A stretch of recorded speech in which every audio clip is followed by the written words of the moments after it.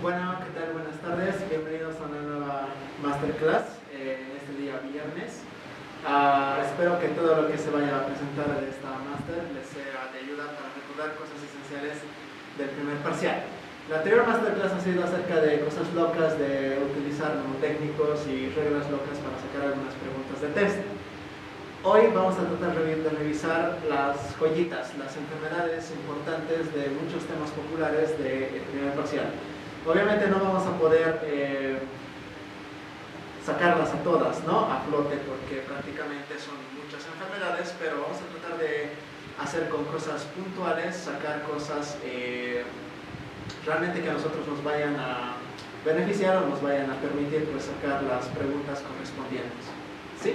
Entonces, dicho eso, pues vamos a por ahí. Bueno, ¿qué es lo que nosotros podríamos empezar a rescatar? Voy a tener un poquito de problemas técnicos en esta parte.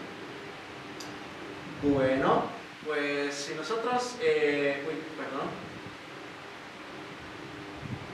Si nosotros empezamos a revisar las preguntas, tenemos que hablar obviamente de una primera joya de corona, que es el lupus eritematoso sistémico, ¿verdad? Que es el LES. Vale. No vamos a poder hablar acerca de todo lo que es el lupus eritematoso sistémico, pero no lo necesitamos. Necesitamos asociar palabras rápidas y directas. Palabras que nos vienen a la cabeza, inflamación. Otra palabra que nos viene a la cabeza, crónica. El tejido involucrado, obviamente, es el tejido conectivo y frecuentemente se da más en mujeres que en varones. El origen es prácticamente autoinmune y con respecto al daño masivo que se da en muchos órganos, como lo es el tejido conectivo ampliamente distribuido, pues no nos podemos pelear ni con los síntomas ni con los signos. Pero entre ellos hay un dato de curiosidad que a mí me permite saber las llamadas alas en mariposa en sí. Por si acaso recuerda esa palabra lobo, que es el punto del que se debe la palabra lupus respectivamente. Al ser una enfermedad inflamatoria que no tiene un tratamiento específico, pues el manejo de los antiinflamatorios es un punto de base para empezar el tratamiento de este problema respectivo. Con ello, ¿qué te parece analizar esta pregunta test encontrada en el test de la máster? Históricamente, la pregunta 69 del primer parcial del año 2017. Veamos qué nos tiene. El lupus eritematoso es una enfermedad inflamatoria del tejido conectivo, incuestionable. Nosotros sacamos esta pregunta. En el lupus eritematoso se han identificado múltiples causas genéticas, ambientales y hormonales. Evidentemente no hay una causa específica del lupus eritematoso sistémico y este puede tener múltiples orígenes. Con la tercera ya no nos vamos a pelear, ¿verdad? Porque en el lupus, pese a que hay un error, ¿no?, de imprenta, nos dejamos llevar. En el lupus eritematoso sistémico hay complicaciones graves crónicas a nivel de los riñones, el hígado, vaso, pulmones, corazón, cerebro y tracto gastrointestinal. Esto no podríamos no cuestionar. ¿Por qué? Al ser el lupus eritematoso sistémico una enfermedad sistémica, como dice su nombre, pues esta llegaría a afectar a todo el cuerpo humano, ¿verdad? Entonces con ella nosotros sacamos ya la primera premisa respectiva en sí. Bueno, nos vamos a repasar el segundo punto en específico.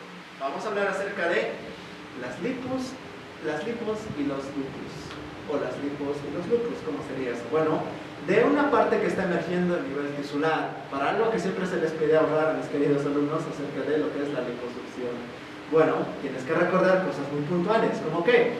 Como que de manera directa existen tres tipos de liposucción. ¿Cuál es la idea general de una liposucción? Fácil, es simplemente extraer tejido adiposo por diferentes tipos de razones, entre ellas las razones estéticas. Recuerda, hay la liposucción tumescente, en la cual simplemente al insertar la cánula se debe hinchar el tejido. Hay otra que se le llama la liposucción por ultrasonido, por donde se utilizan, ¿qué cosa? Las ondas de alta frecuencia para gestionar la lesión de las células adiposas. Y por último está la más moderna, la que se utiliza mediante el uso de láser para coagular rápidamente las células y aspirarlas próximamente. Ten cuidado. Hay otra alternativa que se le llama criolipólisis, donde se asocia principalmente el punto del frío. Además, por advertencia, recuerda, toda la técnica de la liposucción como de la criolipólisis son técnicas relativamente seguras, pues no lesionan ningún tipo de vasos sanguíneos o de nervios en sí. ¿Tienen algún tipo de riesgo quirúrgico como cualquier otra intervención? Pues sí, pero el beneficio obviamente es mucho mayor. con este punto acerca de las señoras Lipos, nos vamos a revisar esta pequeña preguntita hecha en el examen final de la convocatoria 2021 en el grupo 103. La criolipólisis consiste en la destrucción de las células de grasa mediante la aplicación externa controlada de frío. Eso es la criolipólisis. Pues sí, la tenemos ahí puesta. ¿Qué nos pasa con la segunda pregunta? Durante la criolipólisis, que viene el rol de TPO, el frío destruye las células adiposas, pero también daña a los nervios. ¿Será así que una consecuencia de la criolipólisis será la lesión en los nervios? Pues no, porque si esto lo hubiera, prácticamente no tendría ninguna indicación de realizar la criolipólisis a consecuencia de tener lesión neurológica, pues muchas personas no acudirían a este tipo de terapias respectivas. Otro tipo de punto que nosotros tendremos que revisar es acerca de una joyita que está dentro del tejido nervioso, y eso es hablar de las señoras fracturas. Obviamente tú tienes una tabla muy amplia y en otros temas como esqueleto axial y apendicular sigues hablando acerca de muchas otras fracturas que si nos da tiempo los iremos viendo y si no las veremos en otras máster. Recuerda asociar las palabras directas. Recuerda que hay dos tipos de fracturas en el punto de vista simple, es decir, una fractura abierta, también llamada compuesta, o una fractura cerrada, o también dicha simple. Eso es por el grado de exposición respectivo. Te viene a la mente otro tipo de fractura llamada conminuta, donde la palabra clave son los fragmentos, donde los huesos se hacen prácticamente pedazos. Asocia otro tipo de fractura llamada impactada, que la I va con la I. ¿Por qué? Porque en los fragmentos, en una fractura impactada, prácticamente se incrustan dentro de un hueso respectivamente. Recuerda, acordarte de una fractura muy popular llamada entallo verde. ¿Por qué entallo verde? Pues no lo sabemos, podría ser entallo azul, que aquí está también marcado. Recuerda, en el entallo verde, un lado sí y el otro no. O prácticamente dicho, el otro lado prácticamente se dobla. Es una fractura de características parciales, en donde un extremo del hueso sí se fractura, pero el otro extremo prácticamente solo se dobla en sí. Ahora, recuerda estas fracturas que tienen un nombre específico y muy populares en el curso básico: APOT y ACOLLES. Recuerda, a APOT le gusta el peroné y a ACOLLES pues le gusta escuchar la radio. ¿Por qué? Pues porque sí. Recuerda, ambas son fracturas del extremo distal, pero uno es de la extremidad superior y el otro es de la inferior. Recuerda, el extremo distal del peroné cuando se fractura es la fractura de APOT. Además puedes asociar la P con la P. Y en la fractura de ACOLLES pues se habla del extremo distal del radio respectivamente. ¿Qué te parece pelear esta pregunta oficial del primer parcial del 2021 que se hizo en el grupo 105, la pregunta 46? Aprueba. Fractura en tallo verde. ¿Es una fractura propia de los niños? ¡Wow! No sé si sea propia de los niños. Podría dejar esta pregunta en pausa. Vamos a pelear las otras dos. En la fractura de POT, prácticamente lo que se fractura es la parte distal del peroné. Eso es correcto. Y la fractura de ACOLLES es la fractura distal del radio. Pues sí, mira, a veces sin leer la información completa de a veces un subtítulo, tú puedes sacar una pregunta por simplemente conocer hechos importantes dentro de los brazos. Yo no tenía idea de que tal vez la fractura en tallo verde es muy popular en los niños, o quién sabe, podrían decir en los adultos, en las mujeres y demás. La ayuda estaba en las otras dos, el saber específicamente a quién pertenece qué tipo de fractura. Con ello, yo saco prácticamente esta pregunta con el inciso de respectivamente. Nos vamos a otra joyita dentro del tejido óseo. Y eso es hablar de este par de joyas que se les llama la osteoporosis, de la mano del raquitismo y la osteomalacia. Palabras clave que recordar en la osteoporosis, ¿cómo no? Unos huesos totalmente porosos. Recuerda, ahí los que están trabajando saco son los señores osteoclastos, con un incremento en la actividad respectiva de ellos. Además, recuerda que por ese desequilibrio entre los osteoclastos y las células que depositan, hay un incremento en la resorción y hay una disminución en el depósito de matriz.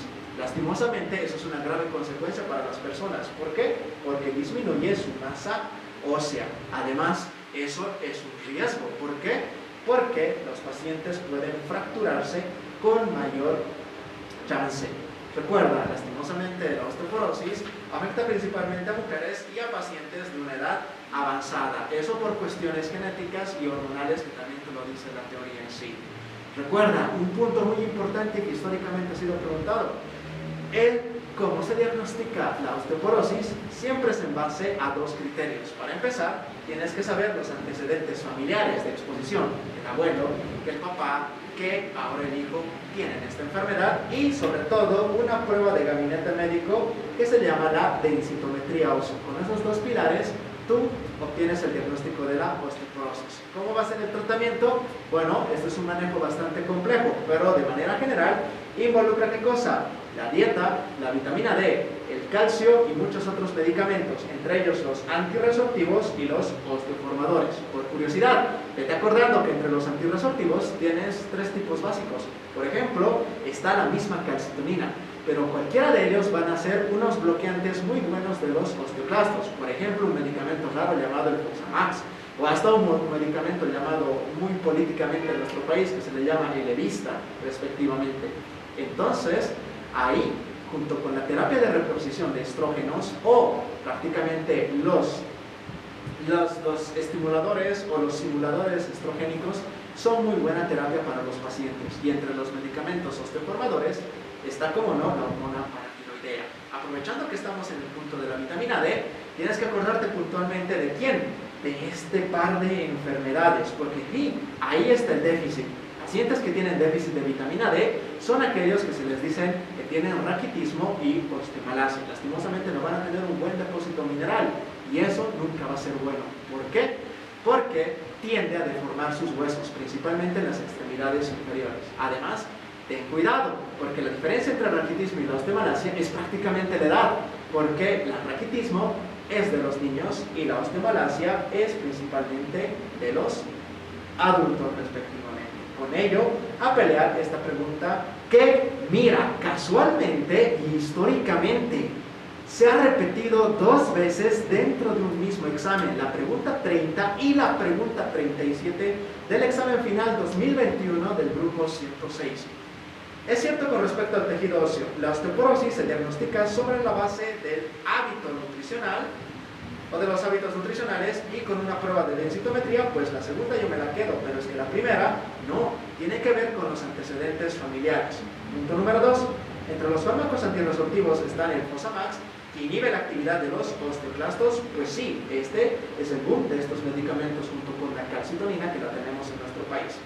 No habría que pelear la tercera, pero por si acaso la leemos. ¿Dónde estará su error? El raquitismo es una enfermedad de la infancia. Claro que sí. ¿Pero y de la juventud? No. Ese es el punto de trampa que te lo han puesto como relleno en esta pregunta de examen. Y obviamente sí, es debido a la deficiencia de la vitamina D, dando como respuesta pues el inciso B en este patrón específico.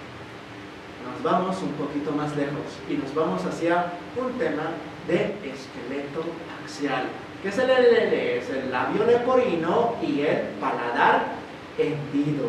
Datos de curiosidad, ¿hablar de qué? De malformaciones congénitas del cuerpo humano. Por curiosidad, ya te estás viendo ese par de numeritos que sí, fácilmente podrían ser preguntables o preguntados ya en la historia del properiódico. Mira que normalmente entre las 10 y 12 semanas los huesos maxilares tienden a tener una fusión respectiva a esas semanas de formación embrionaria. Obviamente que el labio leporino y el paladar hendido es una fusión incompleta de ambas estructuras que comprometen seriamente el alimentar del recién nacido y más adelante pues muchos problemas comunicativos como la vocalización de muchas palabras respectivas. Prácticamente hay una división en el paladar y el propio labio respectivo, en el labio superior. Sugerencia, siempre se aconseja la reparación entre los 12 y los 18 meses de vida respectivamente. Mira que hay una conexión. ¿Cuál es esa conexión? Entre los 12 respectivos. De 10 a 12 semanas era la formación y desde los 12 a los 18 se aconseja la reparación respectiva del paladar. Recuerda, una vieja confiable de una forma activa de vitamina del complejo B. El ácido fólico es la joya de la corona, no solo para evitar este tipo de malformaciones congénitas, sino muchas otras como por ejemplo la espina bífida, que es un defecto del tubo neural. ¿Qué te parece esta pregunta hecha dentro de un simulacro de prepa?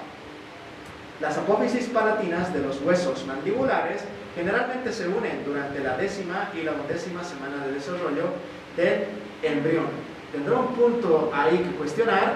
Pues, bueno, a veces con las mismas semanas de formación yo tengo algún tipo de problemas, pero con respecto a este punto que es la trampa del examen, ahí yo ya me cercioro de que he caído tal vez en una posible trampa, que no estoy hablando de los huesos mandibulares, que la mandíbula es el hueso inferior, estoy hablando de los huesos maxilares superiores respectivos. Mira, ¿qué dicen?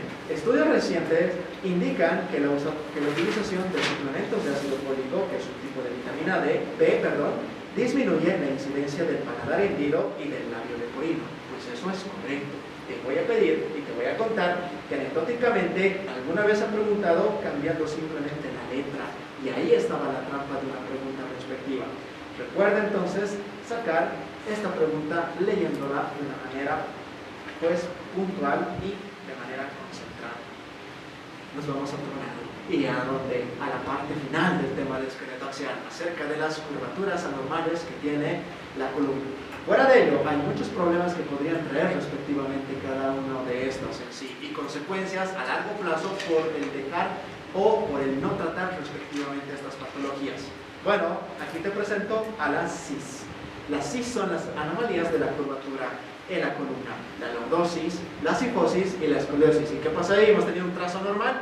No, prácticamente recuerda, la lordosis con la L con la L es una exageración principal de la columna lumbar. Es esa espalda metida que muchos pacientes pueden tener tanto de manera fisiológica como de manera patológica. ¿Qué pasa con la cifosis en forma de letra C? Tiene que ver con una alteración y exageración de la curvatura torácica. ¿Y qué pasa con la escoliosis, que lo hemos dibujado así? No es que tienes una espalda en forma de letra S, bueno, tal vez sí, pero de una parte lateral. Y eso es justamente el punto, una desviación lateral a nivel de la columna torácica que venga a tener el paciente. Así que recuerda la L, la C y la S principal, que tienden a ver con las disposiciones o las desviaciones respectivas de la columna. Así que, ¿qué te parece revisar esta preguntita hecha dentro de un simulacro prepa? A veces, la llamada espalda hueca, que es una exageración de la curvatura, ojo, lumbar, de la columna vertebral, se denomina, bueno, atentos, en esta pregunta puedes caer en algo bien simple, que es, escoge una de las tres. A veces, anecdóticamente, te van a forzar a que tú vayas a escoger una de las tres preguntas, y nunca te olvides que por si acaso tienes la opción del inciso E. En este caso no se aplica esa regla, nosotros sabemos específicamente que la respuesta específica es el inciso A, pero en muchas preguntas de tres premisas, por muy sencillas a veces o directas que parezcan, hay una trampa, y esa trampa involucra colocar que las tres estén falsas respectivamente. Bueno, nos vamos a revisar otro punto. Wow, nos vamos al esqueleto apendicular, y en el esqueleto apendicular hay que tener cuidado acerca de un punto muy importante: la señora clavícula. ¿Qué rayos me tiene que pasar a mí para que me fracture la clavícula? Fácil, es la caída sobre mi brazo en extensión. Cuando me tropiezo en la calle y pongo mi brazo por delante para evitar la caída, pues la transmisión de la energía mecánica va directamente hacia mi querida clavícula. Y sí, lastimosamente, es uno de los huesos que con mayor frecuencia se llega a fracturar. Recuerda, la clavícula es un hueso planito y dirigido en la parte superior del tórax. Lastimosamente, justo en el punto central, en la región media, es el área donde frecuentemente existe la fractura respectiva. Por tratamiento, recuerda que la fractura es la del Chavo del 8. ¿Por qué? Porque prácticamente tiene que ver con ¿qué? Con un cabestrillo que se le coloca en forma de 8 de guarismo en una persona respectivamente. ¿Qué te parece revisar la pregunta 20 de este último primer parcial hecho? Es correcto. 1. La clavícula es uno de los huesos que rara vez se fractura. Que no, acabamos de decir que justamente es uno de los que se fractura con alta frecuencia. Otro, recuerda, la región media de la clavícula es el sitio que más frecuentemente se fractura. Sí, es el punto central donde las dos curvaturas llegan a unirse respectivamente, ¿no? Que prácticamente una señora clavícula es como una letra S itálica, y justo en el punto medio es donde sufre la fractura traumática o por el mecanismo que lo haya desencadenado.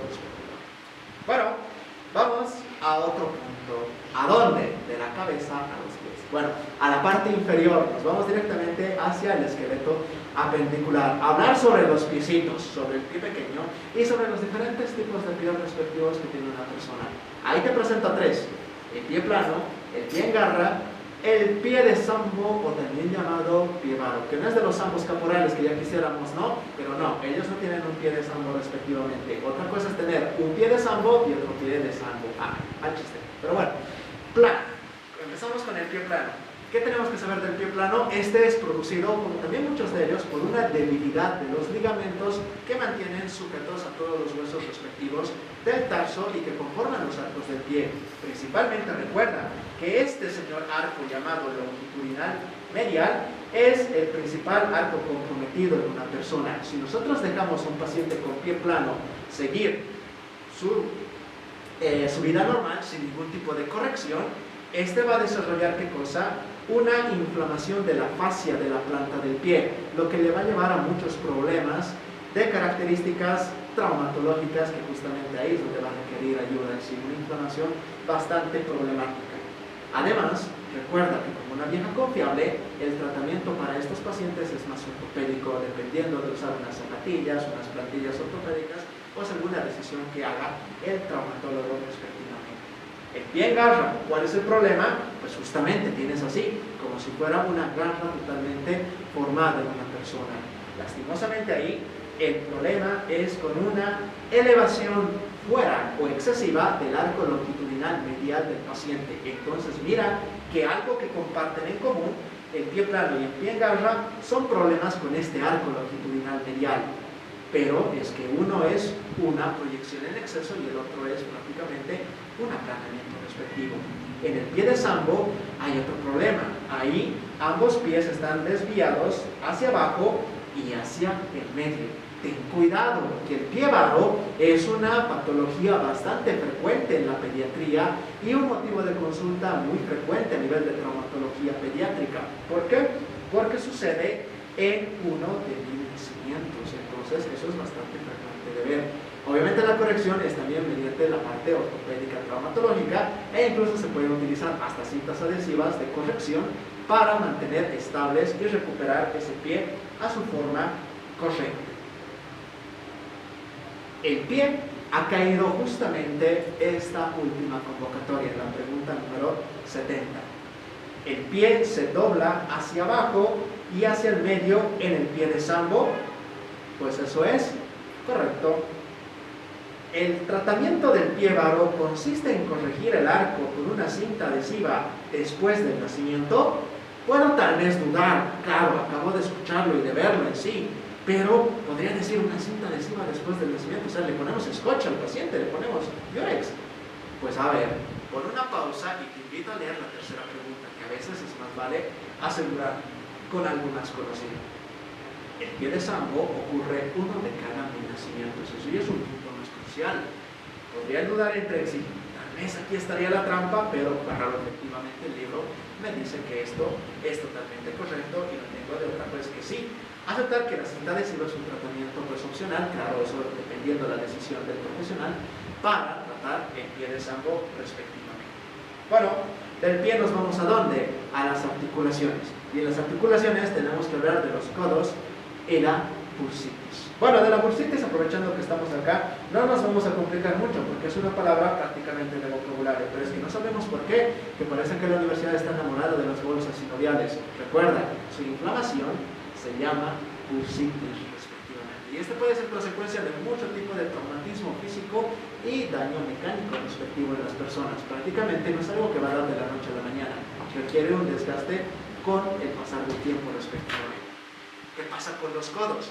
Con los codos ya es otra historia. ¿Por qué? Porque aquí tengo dos tipos de codos principales, el codo del tenista y el codo de la liga menor.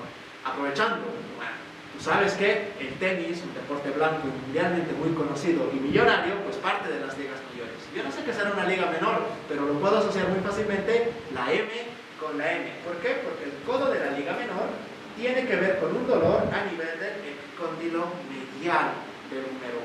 En cambio, el codo del tenista se refleja hacia el otro extremo, es decir, hacia el epicóndilo lateral respectivamente. Además, en el mecanismo de la producción es prácticamente pues el swing o la desviación, principalmente en pacientes que hacen muchos lanzamientos curvos o prácticamente tienden a utilizar movimientos bruscos de la extremidad superior.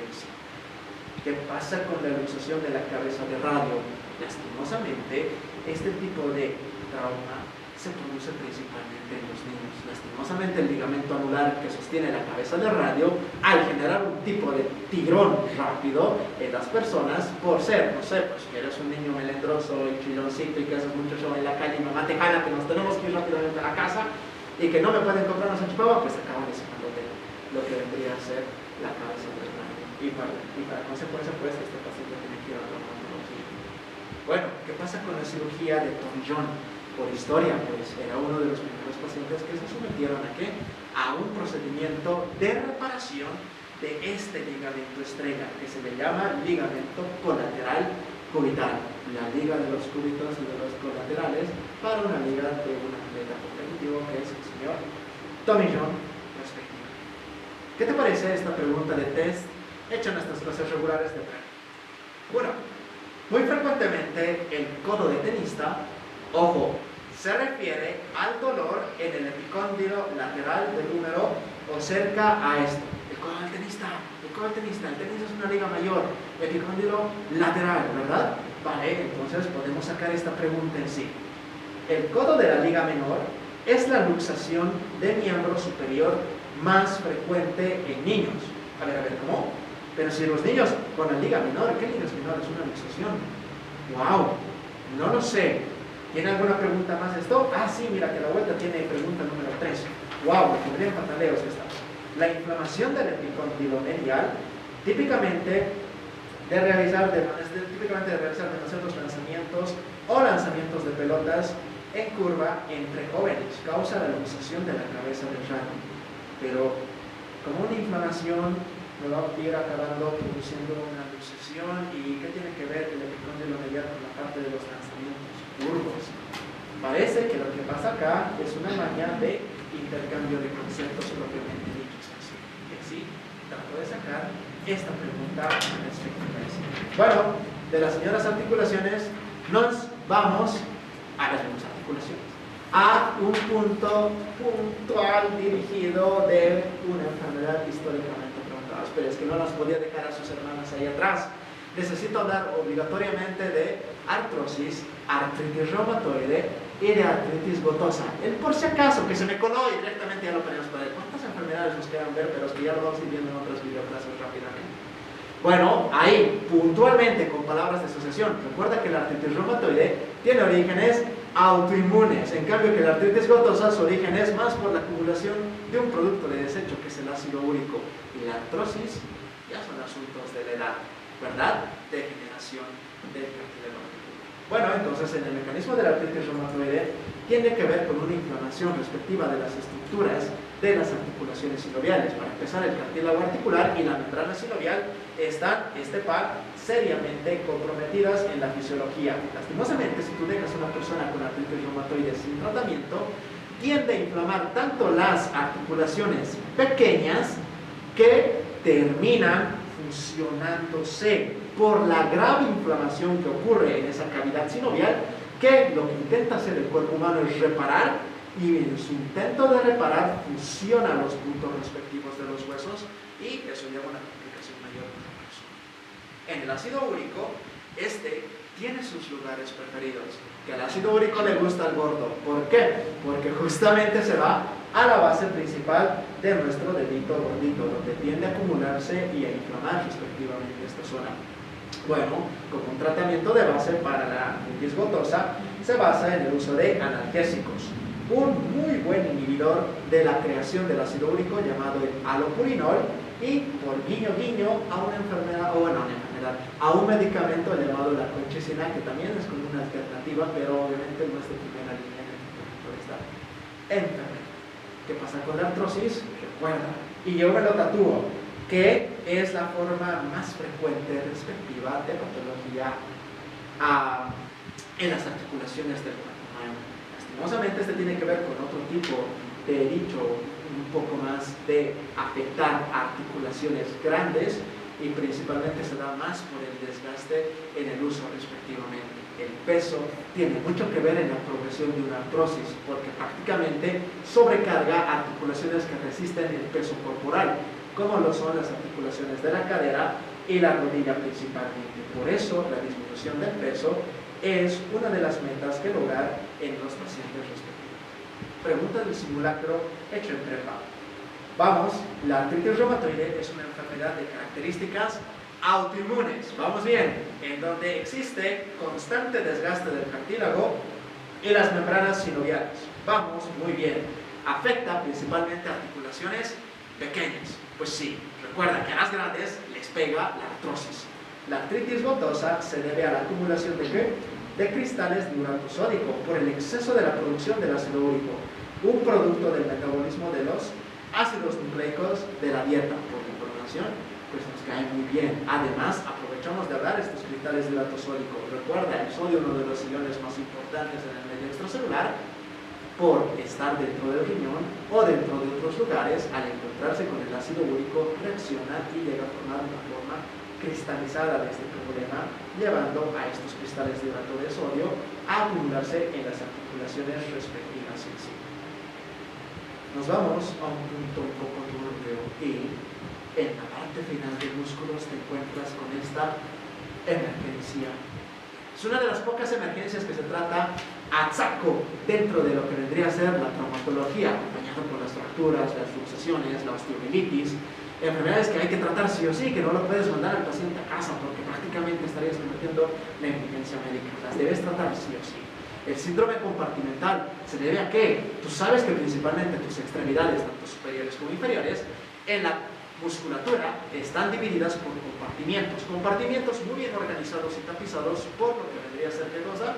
Las fascias musculares. Lastimosamente estos compartimentos son muy restringidos y cualquier fenómeno que lleve a un aumento tanto en la presión externa como interna de algún compartimiento de la extremidad prácticamente va a acabar ¿qué cosa? Comprimiendo las estructuras neurovasculares. Eso es algo totalmente malo, porque tú sabes que el compromiso neurovascular y principalmente vascular va a llevar en una cadena rumbo a la muerte de muchas células de ese compartimiento. A la hipoxia, generando isquemia, la necrosis, que es la muerte de las células, y hasta veces requiriendo la amputación de ese miembro respectivo. Un caso típico que se puede conectar o se puede contar anecdótico es el típico paciente fracturado al que se le ha colocado un yeso durante la noche anterior y ese yeso fue mal colocado, muy aprieto, con una mala técnica y durante las siguientes horas en lo que el paciente espera su internación empieza a complicar, comprometiendo a distal su irrigación y su inervación, alertando a todo el personal de salud, llevando simplemente a descomprimir y a quitar rápidamente ese yeso. Si un síndrome compartimental está bastante avanzado y muy progresivo, incluso requiere un tratamiento de urgencia rápida que se denomina la fasciotomía. Prácticamente es realizar un corte en la fascia para liberar toda esa presión atrapada respectivamente. Mello, ¿qué te parece ver esta pregunta que entró en un test anecdótico? Que sí, que damos simulacros y damos test respectivamente. Los lunes de test, donde valen verdura muchos de mis alumnos.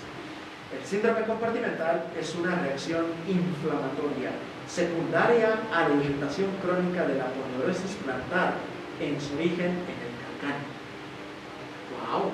Parece que me han enchufado otra enfermedad. Parece que me han enchufado una fascitis plantar como una consecuencia de un pie plano o de un pie en garra y que fácilmente podría haber pillado, ¿verdad? Recuerda, en el síndrome de los compartimientos, pues tengo que hablar de extremidades, sí, no tengo que estar hablando de la planta o del pie o las manos respectivamente. La fasciotomía es un procedimiento quirúrgico donde se secciona la fascia muscular para aliviar la presión y es el tratamiento del síndrome compartimental. Pues esto es totalmente indiscutible. Destrucción, vainas de mielina, sistema nervioso central, ya está. Esclerosis múltiple, ¿verdad? Claro que sí, esclerosis múltiple, una enfermedad muy frecuente en mujeres jóvenes de 20 a 40 años, igual con un origen de autoinmune, que ya estamos preparando una máster de las autoinmunes, de la familia de las autoinmunes, pero esto es exclusivo del sistema nervioso central. Recuerda por favor esta joya, porque tiene su prima, que también es una enfermedad neurodegenerativa, pero en el sistema nervioso periférico. No te voy a decir cuál, pero esa está dentro de tu libro respectivamente y ya ha sido presentada, ¿verdad? Vale, cuando tú le realizas una resonancia magnética o una tomografía, los pacientes se caracterizan por presentar este tipo de lesiones a nivel del tejido nervioso, placas o cicatrices neuronales. Lastimosamente, esta enfermedad no es curable rápidamente y además es una patada, porque el típico caso es de una mujer joven que tiene remisiones y recaídas de este cuadro y se caracteriza por mucha debilidad muscular y anomalías en el movimiento muscular, que por ejemplo los ojos o una visión doble, que es lo que principalmente le alerta y le trae a las consultas médicas en sí. Por curiosidad, dentro del libro hay un medicamento que obviamente no está en primera línea actual de tratamiento de la esclerosis, pero por sugerencia e históricamente ya ha sido varias veces preguntado, que el interferón beta va muy bien con esta enfermedad de origen autoinmune. Dicho eso, ¿qué te parece revisar esta ancianita pregunta número 58 de la convocatoria 2017 de Internacional? La esclerosis múltiple es una enfermedad infecciosa que puede tratarse con el interferón gamma. Bueno, aquí encontramos una típica pregunta de amiga, date cuenta. ¿Por qué? Porque si no es en la primera, tienes que darte cuenta en la segunda. Recuerda, el origen de la esclerosis múltiple es autoinmune, no tiene nada que ver con ningún bicho o ningún tipo de virus o bacteria. Y por si te ha pasado, si te puede pasar, ya pues, en la segunda, por favor, que el interferón se llama interferón. La esclerosis múltiple es la destrucción progresiva de la vaina de mielina en el sistema nervioso periférico. Claro que sí, ¿cómo que sí? No, eso prácticamente es la parte mala y esta va la trampa, es en el sistema nervioso central. Dentro de las opciones terapéuticas de la esclerosis está el valproato de sodio. Vaya curiosidad que me ponen acá un medicamento usado para la enfermedad que está a su ladito, su otra hermanita, pero que nada tiene que ver con este tipo de origen, lo que se le llama la epilepsia. Lo único que comparten es que la letra E, ¿verdad? La epilepsia y la esclerosis múltiple. Entonces, aquí tenemos una pregunta cuyas premisas son falsas. Y ahora, ¿qué es la PL? ¿Qué enfermedad es esto? Espacio subaracnoideo, L3, L4, línea supracrestal. Bueno, se me ha colado. Esto no es una enfermedad, pero es algo de lo que la universidad está bastante enamorado en el tema de la médula espinal. No hay una enfermedad grave en la médula espinal, hay muchas lesiones neurológicas. Pero antes de las lesiones neurológicas, yo me vería la punción lumbar como técnica específica. Recuerda, el objetivo de la punción lumbar puede ser muchas cosas.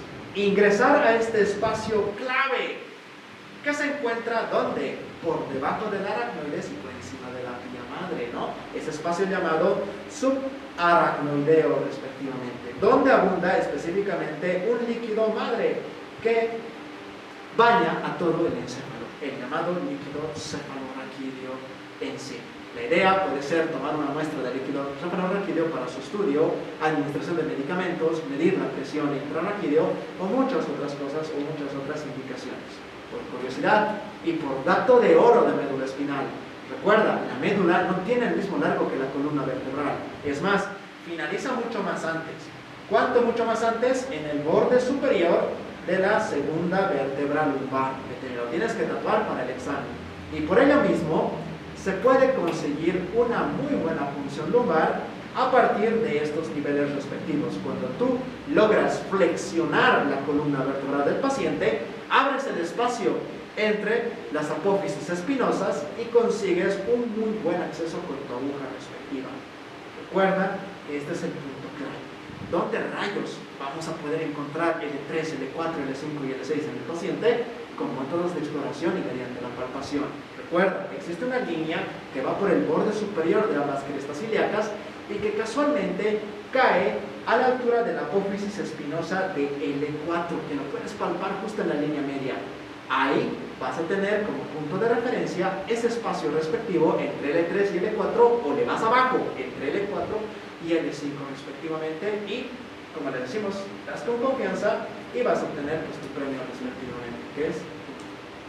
¿Qué te parece? Esta pregunta hecha en esta última convocatoria. Y mira, es una pregunta joven, pregunta 6, se los ha recibido prácticamente con la función lumbar. La flexión de la columna vertebral disminuye la distancia entre las apófisis espinosas. A ver, es que si yo hago abrir las apófisis con la flexión de la columna, no le puedo hacer flexionar a este señor que se me va a romper y ya no tengo plata para pagar el daño. Pero, ¿tú qué conseguirías? En vez de disminuir la distancia, aumentas la distancia, abres ese espacio que le da chance a tu aguja de ingresar en la boca. ¿Qué es la línea supracristal? ¿Se usa como un reparo anatómico para realizar esta técnica? Sí, es nuestro punto de referencia. Recuerda que la palabra reparo anatómico se utiliza más frecuentemente como la palabra de punto de referencia para ubicarnos espacialmente. Vale. Con ello nos vamos ¿a dónde? A biología celular. Una de las más populares, llamada Zellweger. ¿Qué me tengo que acordar del señor Zellweger? Fácil, 3 cositas: cerebro, hígado, riñones. Enfermedad cerebro-hepato-renal, muy frecuentemente dada, donde en una edad lastimosamente demasiado temprana, y es un problema para los pacientes pediátricos el tener este tipo de problemas, que se caracteriza por presentar peroxisomas vacíos. En el anterior máster hemos hablado mucho acerca de los peroxisomas, que les encanta metabolizar el alcohol, que les encanta metabolizar a los ácidos grasos y muchas otras cosas respectivas, con la señora catalasa, la señora beta-oxidación, la orata-oxidasa y la deaminoácido-oxidasa, ¿no? Tantas cosas que por ver. Pero lastimosamente, estos niños no contienen esas enzimas oxidativas. Ahora, la pregunta de oro es, ¿no existen esas enzimas? Y la respuesta es no. Están las enzimas, pero están libres ¿dónde? En el charco, en el citosol. ¿Dónde podría estar entonces el problema? En esto. Lastimosamente, y por estudios genéticos, se ha podido determinar que pueden haber problemas a nivel de los receptores en la membrana plasmática de los peroxisomas, trayendo un serio problema al momento de transportar las enzimas que se sintetizan en el citosol de los peroxisomas, y el problema está en esa parte respectiva, en el transporte interno, en la importación respectiva. ¿Qué te parece esta pregunta 37 del primer parcial del año 2021 en el grupo 206? El síndrome cerebro-renal es solo un ejemplo de una deficiencia de solo una enzima. Que el peroxisoma estaba vacío, no es que le faltaba uno, es que le faltan todas prácticamente las enzimas. El estudio genético detectó ¿qué cosa? Mutaciones en varios genes, todos codificadores de los peroxisomas y de las enzimas hidrolíticas ahí. Que hay enzimas, el problema no es con respecto a la creación de las enzimas, el problema era en el transporte, no se puede llevar a estas enzimas respectivamente. Se observó que el hígado y los riñones no presentan peroxisomas, están ausentes. No, ten cuidado. El paciente sí tiene los peroxisomas. Otra cosa es que los peroxisomas están vacíos. Entonces, con ello, sacamos esta pregunta respectivamente. Bueno, no me puedo ir de esta videoclase sin saber Zellweger, y tampoco no me puedo ir a un primer parcial sin saber Loft, ¿verdad? Me guiñas el tema de las mitocondrias en el tema número 4. Recuerda, por datos cruciales y rápidos, la enfermedad de Loft es un aumento en el número de las mitocondrias, lastimosamente dentro del músculo esquelético de los pacientes. Al tener una abundante cantidad de mitocondrias, el metabolismo de los pacientes se incrementa. Es más, falsamente se incrementa tanto que simula ser, ¿qué cosa? Un hipertiroidismo. Y eso es el punto. ¿Por qué? Porque obviamente el hipertiroidismo es mucho más frecuente y Luft es una enfermedad rara, una mitocondriopatía, ¿verdad? Entonces, lo que principalmente se sospecha es un hipertiroidismo. Pedirás hormonas tiroideas, hipertiroideo, y todo saldrá normal, quizá en este paciente. Lastimosamente en ellos, a nivel celular, está desacoplada la fosforilación oxidativa, está totalmente desordenada, y lastimosamente estos pacientes tienen una mayor producción de calor ¿Qué producción de energía? La producción de energía prácticamente está decaída en sí.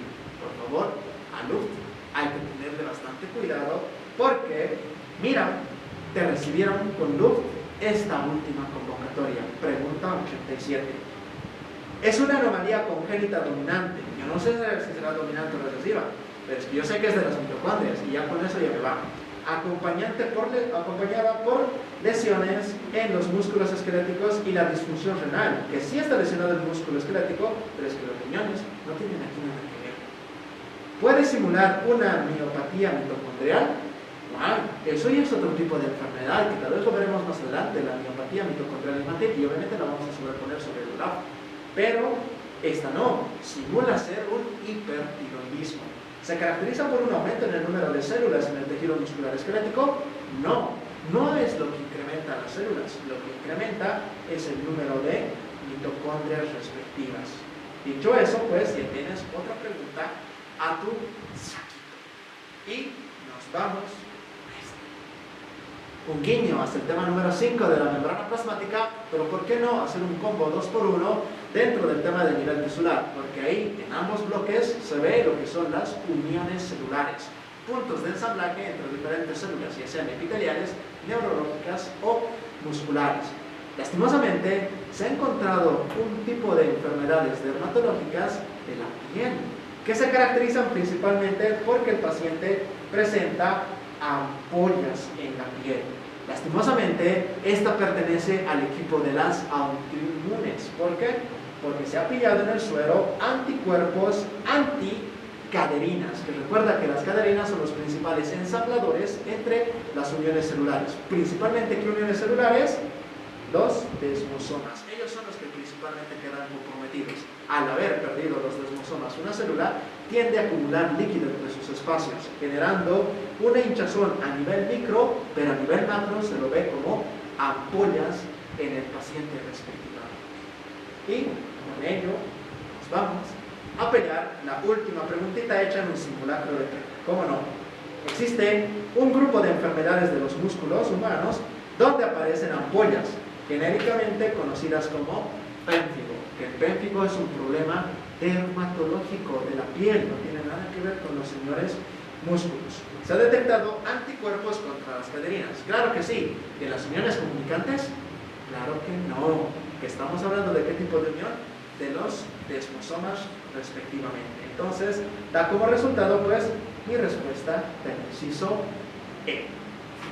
¿Vale?